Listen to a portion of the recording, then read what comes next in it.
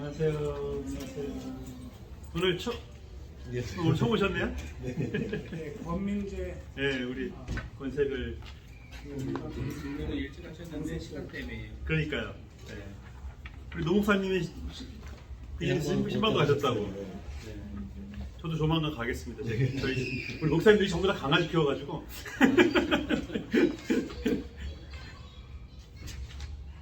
이렇게. 우리 오늘 세 번째 시간인데요. 자, 혹시 기억하실지 모르겠습니다. 자, 믿음은 우리가 하나님을 믿는 거잖아요. 하나님을 믿는 건데 하나님을 믿는다고 하는 거는 뭐라고 그랬죠? 하나님의 무엇을 믿는 거라고 제가 말씀드렸었죠?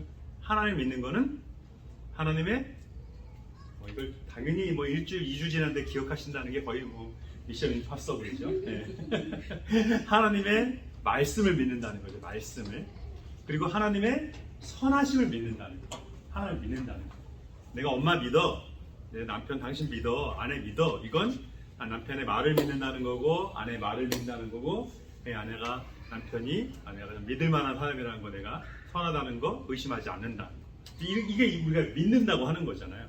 그러니까 하나님을 믿는다는 건 하나님의 선하심을 믿고, 그 선하신 하나님의 말씀이 또 나에게 선하다는 것을 믿는 거예요. 그러니까 우리가 믿음을 이제 흔들리게 하는 건 바로 이걸 흔들리게 한다는 거죠. 하나님의 그러면 믿음을 흔들리게 하는 건 하나님의 뭐를 흔들리게 만들까요? 하나님의 지금 제가 말씀드린 두 가지. 말씀을 못 믿게 만들고 또 하나는요. 하나님의 선하심을 못 믿게 만들고.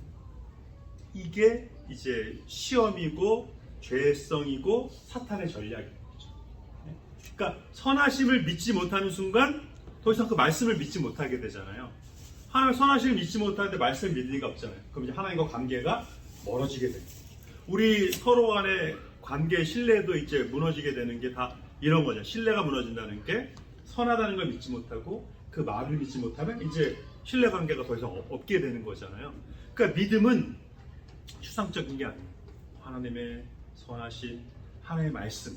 우리가 이것에 대한 도전을 그래서 늘 내가 하나님의 선하심 믿고 말씀을 믿고. 그럼 선하심을 믿고 말씀을 믿으면 그 말씀대로 당연히 살아가겠죠.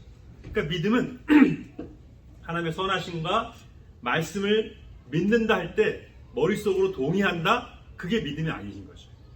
그 말하신 대로 살아갈 때 진짜 믿는 거죠.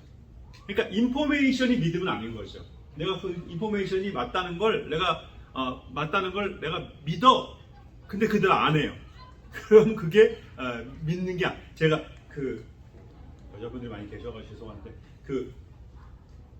어떤 할아버지가 이제 운전을 하는데 그 할머니가 옆에서 이제 앉아 계신데 그 할머니가 길을 되게 잘 하신대요. 근데 할아버지는 길 치셔가지고 자꾸 이제 길을 놓치는데 이제 내비게이션을 사셨다는 거야. 내비게이션을 이제 가는데 이제 계속 옆에서 할머니가 길을 잘하니까 일로 가지 말고 내가 잘하니까 이렇게 가라고 계속 그런 거죠. 근데 이 할아버지가 이제 내비게이션 믿고 가면 된다고 내비게이션 믿고 가는데 계속 헤매는 거예요. 그래가지고 결국은 계속 이제 내비게이션 인도하는 데로 갔다가 한참 헤매서 늦었다는 거예요. 장소에. 그랬더니 할머니가 화딱지가 나가지고 그랬다는 거죠. 이 젊은 년 말 듣더니 잘 됐다 그러더라는 거예요. 내비게이션에 거기에 됐던 요새 남자도 하고 그런다고 그러지만, 그러니까 우리가 믿는다고 해놓고 그 말한 대로 안 하면 그게 믿는 거 아닌 거잖아요. 하나님의 말씀 믿는데 그 말대로 안 해요. 그럼 믿는 거 아닌 거죠. 노아가 홍수가 난다는 그 말씀을 들었어요, 그죠? 하나님께 들었어요. 인포메이션을 들은 거 쉽게 말하면. 근데 방주를 안 만들었어요, 만약에. 그럼 믿는 거예요, 안 믿는 거예요? 안 믿는 거죠. 우리의 믿음을 잘 생각해 보세요. 내가 하나님을 믿는다면 선하심 믿는지, 그리고 그 말씀 믿는지, 그리고 그 말씀대로 내가 방주를 준비하는지. 네? 이걸 방해하면 이제 이게 죄성인 거고 사탄의 전략인 거고 내가 지금 시험 가운데 빠져 있고 내가 정체 가운데 침체 가운데 빠져 있다는 것을 알 수가 있다는 거죠. 그리고 하나님의 선하심을 믿고 말씀을 믿는다는 건 그 말씀의 핵심 구원을 믿는다는 거예요. 하나님이 구원하신다. 구원은 내 힘으로 안 된다는 거죠. 내 힘으로 되면 그게 구원이겠어요? 수영 못하는 사람이 물에 빠지면 자기 머리 끄집어당겨서 구원받을 수 없잖아요. 구원은 철저히 내 바깥에서 이루어지는 거예요. 하나님께서 약속하신 메시아를 보내셔서 나를 구원하신 거죠. 그러니까 내 바깥에서 전적으로 하나님께서 나를 구원하신 거잖아요. 내가 거기에 1도 하나도 기여한 게 없어요. 그래서 이 구원을 뭐라고 얘기해요, 우리가? 내가 기여한 게 없는데 받았으니까 뭐예요? 기여한 게 없는데 받았으면 뭐예요, 그 구원이? 네? 크게. 우리, 그죠, 은혜죠, 두 단어, 은혜. 내가 거기에 기여한 게 없는데 받았어요, 구원을. 은혜인 거죠. 전적인 은혜라는 거죠. 근데 구원에 조금 더 기여한 게 없으니까. 그러니까 예수 그리스도를 통한 전적인 구원. 내가 거기에 조금 더 보태거나, 하나님과 딜을 했거나, 그런 게 없는데 나를 구원하셨잖아요. 그러니까 전적인 은혜예요. 전적인 은혜인데, 이게 얼마나 큰 은혜냐면, 우리 기독교, 왜 기독교예요? 그리스도교에서 그리스도를 한 분으로 바꾸니까 기독교로 이제 바꾼 거거든요. 그래서 그리스도, 기독교, 개신교의 핵심은 예수 그리스도께서 우리의 구원자가 되신다는 게 이게 우리 믿음의 핵심이거든요. 그러니까 이 구원을 내가 늘 믿고 깨닫고 살아가느냐, 이것이 은혜인 줄 아느냐 모르느냐에 따라서 뭐가 달라질까요? 이 구원이 전적으로 밖에서 온 거고 전적으로 하나님께서 하신 거고 은혜고 그래요. 그럼 여러분, 내가 여기 기여한 게 없는데 내가 돈을 준 것도 아니고 딜을 한 것도 아니고 뭐 잘한 것도 아니고 잘난 것도 아닌데 나를 구원해 주셨어요. 그죠? 은혜예요.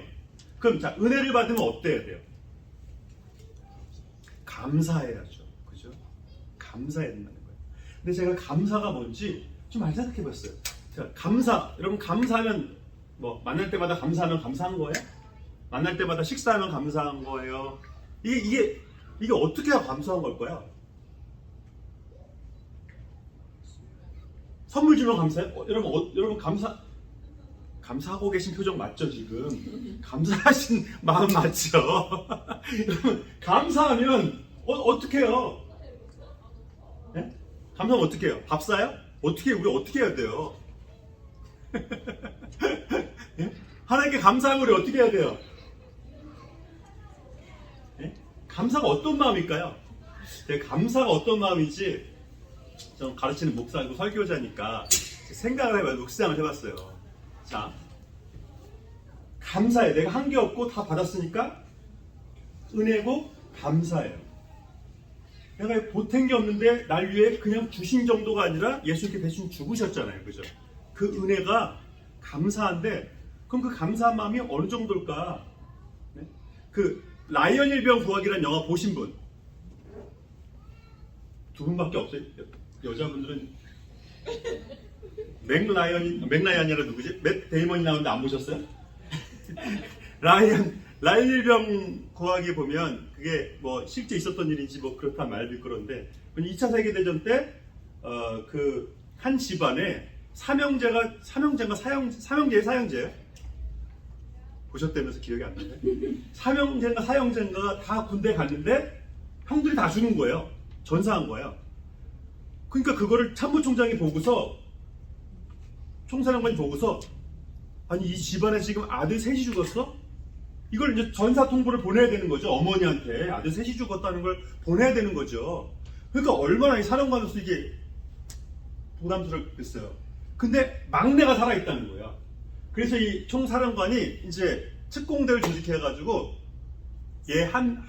막내 아들은 무조건 살려서 보내라. 어머니한테 모든 아들이 죽었다는 소식을 보낼 수는 없다. 그게 이제 라일병 영화의 주제. 그래서 7명의 특공대가 이 라일병을 구하고 결국 그 라일병 구하고 특공 중에서 한 명만 살아났나 그래요. 네?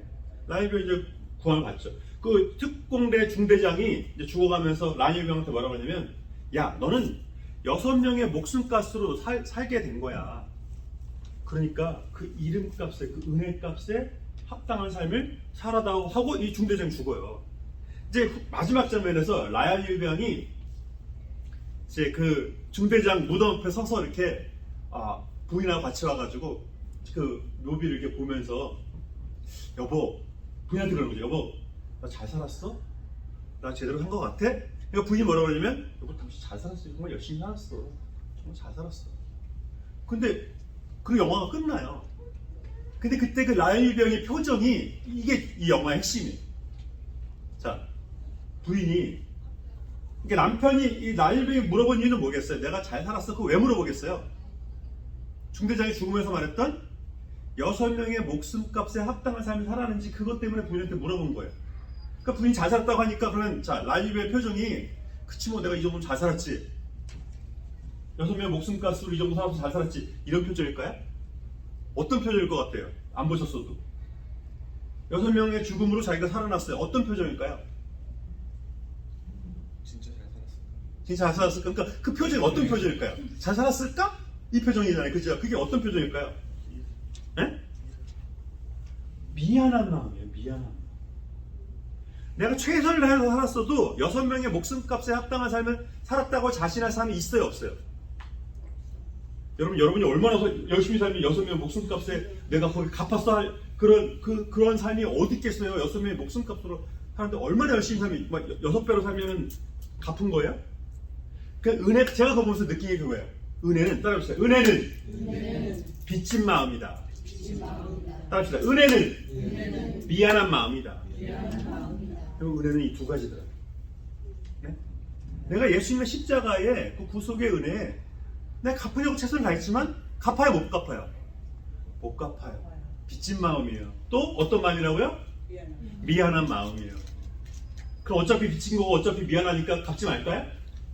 이 자세로 살 거야 안 살 거야? 은혜를 받은 사람이 이 자세로 살 거야 안 살 거야? 제가 지금 방금 말한 어차피 못 갚을 거 갚지 말자. 이런 말 돼야 안 돼요? 안 되죠. 못 갚아요. 못 갚지만 어때요? 은혜 받은 사람은 못 갚지만 그렇죠. 자 따라합시다. 못 갚지만 갚으려고 한다. 자 여기 부모님의 은혜를 다 갚으신 분 한번 살짝 윙크 한번 저한테. 다 갚으신 분, 다 갚으신 부모님의 은혜를 난 다 갚고 엄마가 나한테 빚졌어 이러신 분.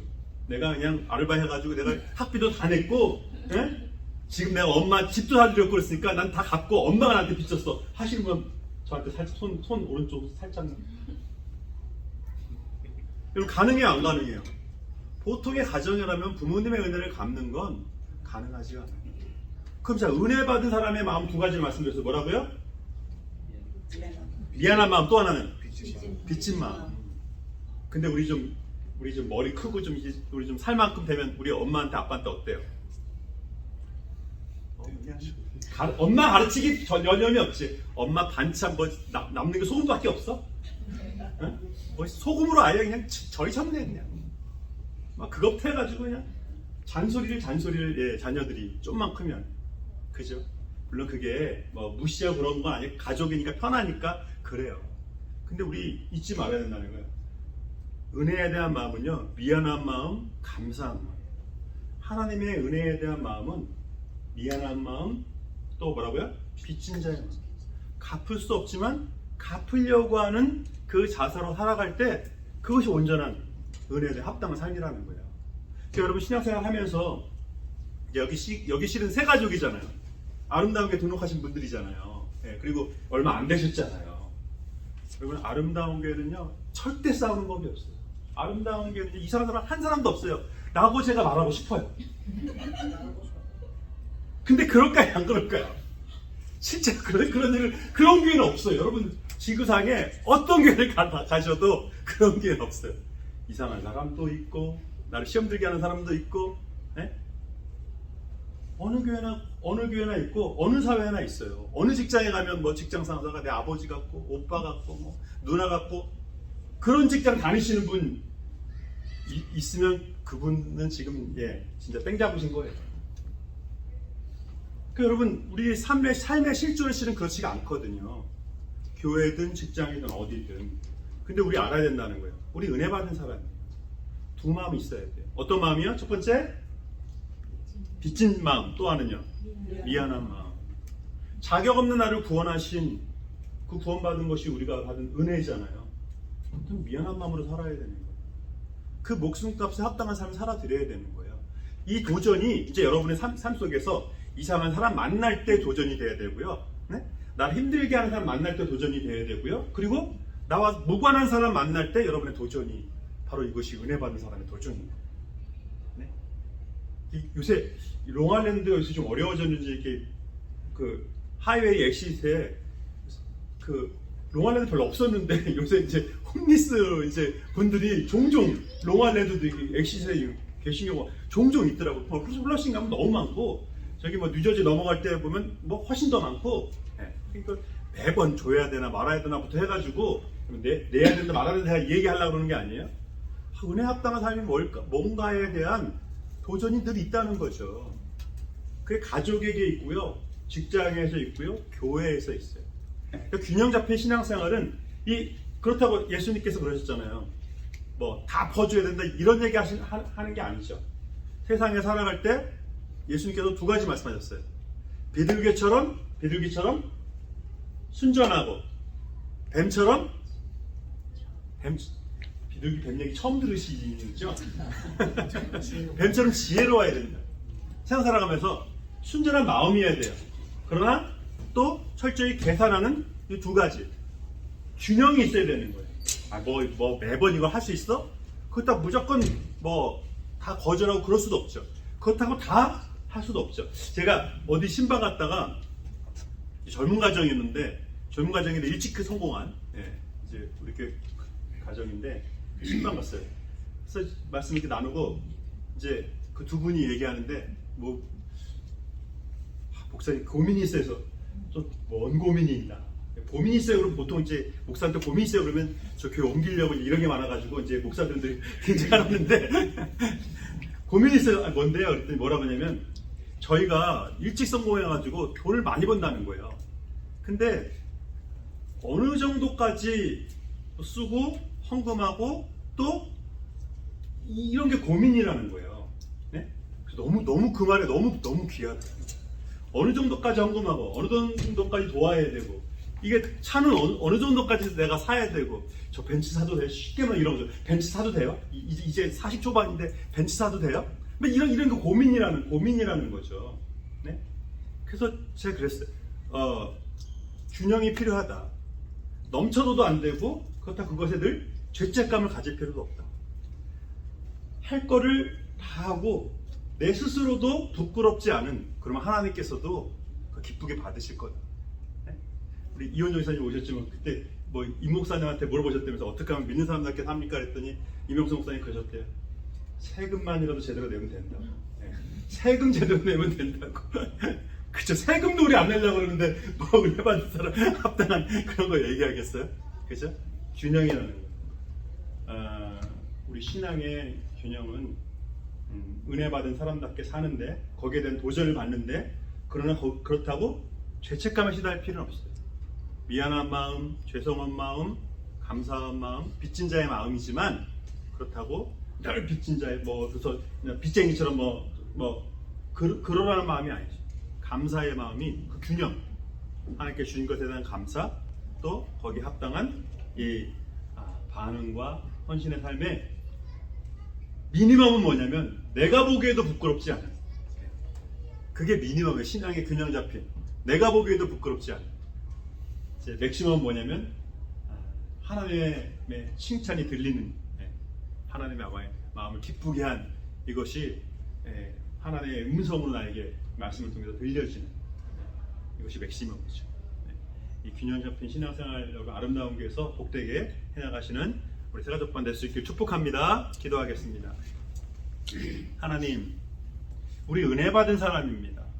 내가 한 거 없는데 주신 하나님의 그 은혜 감사한데 그 감사한 마음은 빚진 자의 마음이고 죄송한 마음일 텐데 우리가 하나님의 은혜에 합당한 믿음의 삶, 이걸 어떻게 해서든지 갚을 수 없지만 갚으려고 하고 이 죄송한 마음을 어떻게 해서든지 나에게 주신 것을 전하고 나누고 그래서 하나님의 은혜에 합당한 삶의 이 균형 잡힌 신앙생활에 도전을 늘 받고 살아가는 여기 아름다운 교회 우리 새가족반 될 수 있도록 붙잡아 주시고 아름다운 교회에서 신앙생활하면서 기쁘고 감사한 신앙생활 될 수 있도록 주님 신앙의 동역자들과 믿음의 스승을 만날 수 있는 귀한 시간 될 수 있도록 함께하여 주옵소서. 예수 그리스도 이름으로 기도합니다.